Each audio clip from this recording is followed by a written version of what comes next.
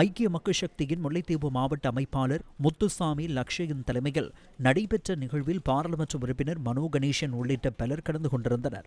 யுத்தம் முடிந்து 15 வருடங்கள் ஆகிவிட்டாலும் கூட அதன் கோர வடுக்கள் வன்னி மாவட்டம் முழுக்க ஆங்காங்கே தெரிகின்றன.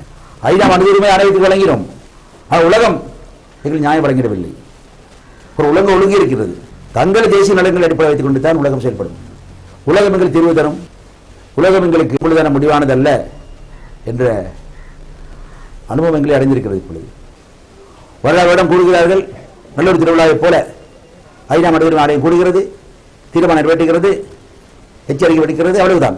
அலுவலர்கள் வருவார்கள், வந்து போவார்கள், அவ்வளவுதான். எங்கள் துக்கம் எங்களோடு தான் இருக்கிறது. எங்கள் கண்ணீர் கஷ்டம் எல்லாம் எங்களோடு தான் இருக்கிறது. சர்வதேசம் வரும், அமெரிக்கா வரும், இந்தியா வரும், ஐரோப்பா வரும் என்று காத்துக் கொண்டிருந்து நாங்கள் இனிமேல் காலத்தை ஓட்ட முடியாது. இந்த தேர்தலை தீர்மானிக்க போகும் சக்தியாக நாம் இருக்க போகின்றோம். உங்களது வாக்குகளை சிதறடிக்காமல் தயவு செய்து சஜித் பிரேமதாச அவர்களை வழங்க வேண்டும் என்று கேட்டுக்கொள்வதோடு ஜனாதிபதி தேர்தலில் விருப்பு வாக்கை